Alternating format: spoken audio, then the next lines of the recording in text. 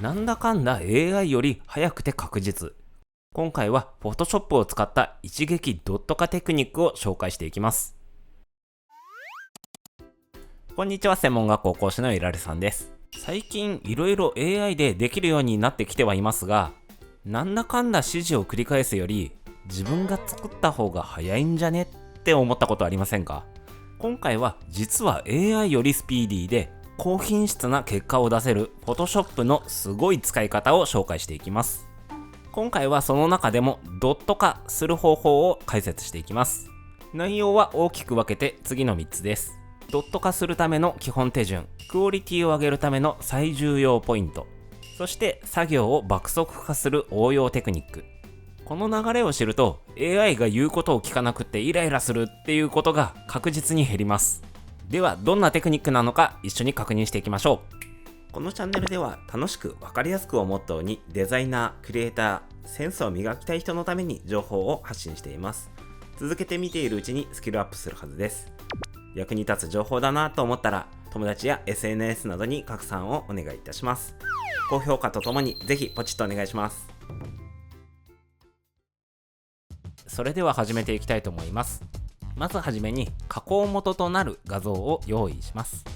今回は Adobe ストックで見つけたこちらの超重ギガ風の画像でいきたいと思います。単純に可愛いなって思ったのと、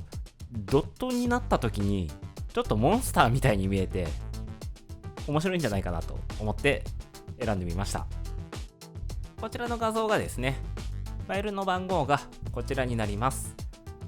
同じもので試してみたいという方は概要欄のリンクから飛んでみてください。では早速 Photoshop で加工していきたいと思います。はい、それではこちら Photoshop です。で、早速加工していきたいと思うんですが、まずはですね、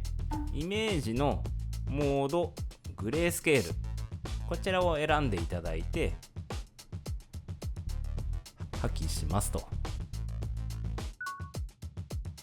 白黒の画像にします。で、さらにイメージモード、モノクロ2回調、モノクロ2回調にします。モノクロ2回調というのはその名の通り画像を白と黒の2色だけで表示するモードのことです。この機能によって写真やイラストの滑らかな階調を強制的に白と黒の点の集まりに変換するということですね。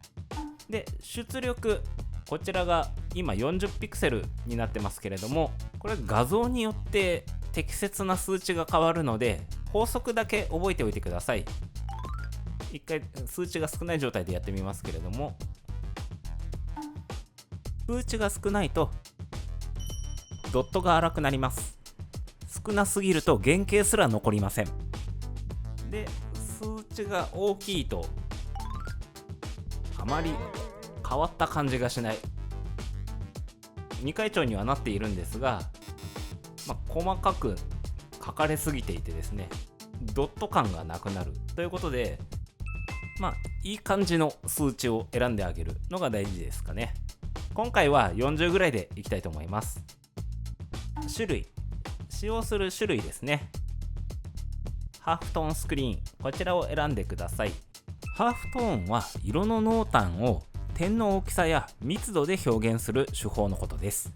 つまりここの設定はドットの密度によって濃淡を表現してくださいというような意味合いになっていきます。で、OK をしますと。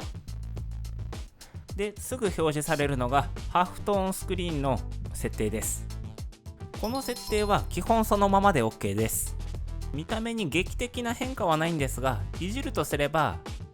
網点の形状を四角にするかクロスにするかっていうところなんですが、今回は四角でいきたいと思います。で、OK を押すと、このくらいの粗さのドットになっていい感じですよね。こいつ好きですね、私。そして今モードがモノクロ2回調になっていますけれども、このままだとあまりできることがないのでモードを戻していきます。さっきの逆手順ですね。イメージのモード、グレースケールに戻してもらって OK をします。でイメージのモード RGB、 これでモードが RGB になりました。でさらにちょっと解像度が落ちているので、画面解像度こちらをですね、ウェブ用であれば72で設定してみてください。あとここが一番重要なんですけれども、保管方法を設定ということで、保管方法をニアレストネイバー法ハードな輪郭というものにしてあげます。これを設定することで拡大してもシャープな四角が残るようになります。これをニアレストネイバー法以外のものにすると、別のものにするとこんな感じでですね、グレーな部分が出来上がってしまってシャープさがなくなってしまう感じになりますんで、画像の解像度を直すときはニアレストネイバー法、こちらを設定してあげるのが大切です。こちらを設定してあげることでシャープな輪郭を保つことができます。最後に色をつけていきたいと思います。レイヤーパネルのこちらですね、塗りつぶしまたは調整レイヤーを新規作成からグラデーションマップを選びます。グラデーションマップを選ぶとこちらにグラデーションが出てくるんですが、これをクリックしてあげると暗い方の色と明るい方の色を設定することができます。で暗い方にですね、こちらのカラーコードを入れてあげると青系の色になります。で明るい方にこちらのカラーコードを入れると完成ですが、どんな風になったでしょう。全体を見ていきたいと思います。はい、それではこちらで完成です。まるでゲームボーイの画面のようなレトロで味のある雰囲気に仕上がりましたね。でさらに発展的な使い方についてこちらで紹介していきたいと思うんですが、例えばですね、以前作ったこちらのスライムの画像、こういうのをドットにしたいですよね。